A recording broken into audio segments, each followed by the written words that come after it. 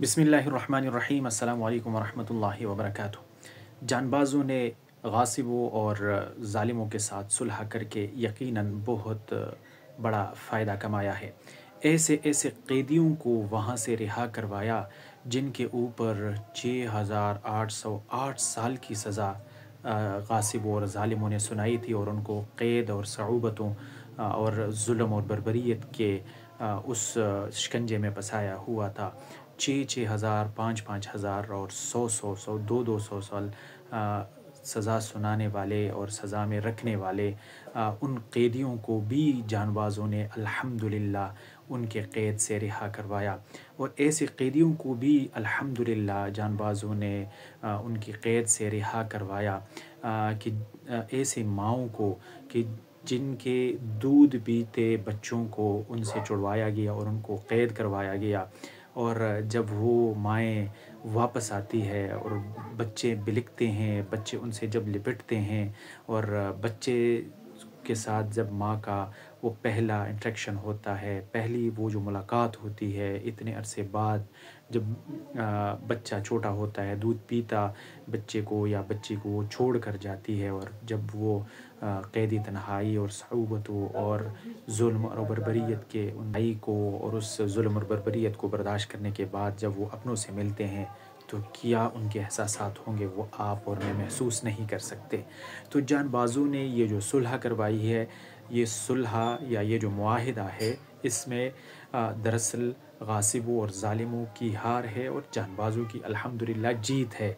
क्योंकि कितना तल्ख घूंट गासिबों ने और ज़ालिमों ने पिया होगा कि 6,000 साल की क़ैद 6,000 साल क़ैद की सज़ा सुनाने वाले उनके ज़ुबान में या उनकी बकौल उनके मुजरिमों को जब वो छोड़ रहे होंगे तो कितना कड़वा घूंट उन्होंने पिया होगा।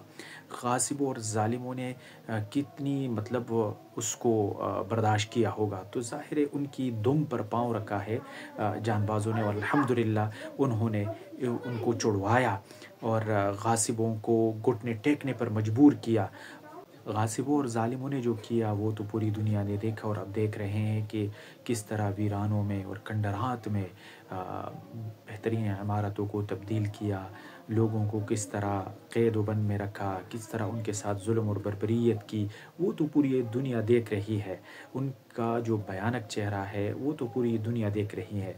मज़लूमियत के दास्तान बने हुए, मज़लूमियत के वो शक्ल सूरत बने हुए और मज़लूमियत की एक ना मिटने वाली, ना ख़त्म होने वाली एक दास्तान बने हुए मज़लूमों ने जब पहली कदम रखा अपने सरज़मीन में तो यकीनन वो एक अजीब मंज़र था कि जब जिस तरह वो वीराने घोंसले में परिंदे लौट के आते हैं, दौड़ कर आते हैं, इसी तरह वो जो वहाँ के बाशिंदे थे वो उस तरह वहाँ लौट कर आ रहे थे।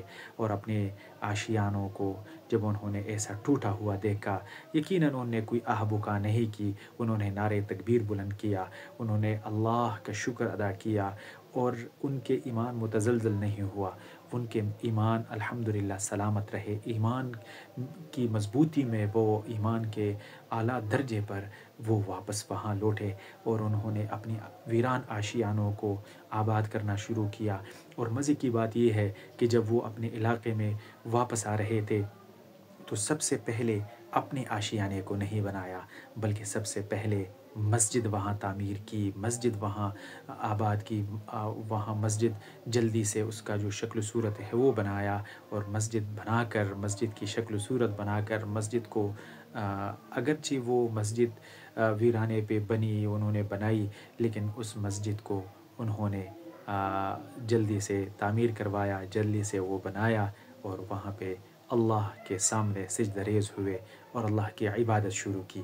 ये होती है ईमान। ये इसको कहते हैं ईमान की मजबूती, तौहीद, अल्लाह रब्बुल इज़्ज़त पे मजबूत ईमान। और अल्लाह की नाशुक्री नहीं करते, अल्लाह की नाशुक्र नहीं है, बल्कि इस तकलीफ़ में भी और इस मुशक्क़त में भी अल्लाह का शुक्र अदा किया, नारे तकबीर बुलंद किया।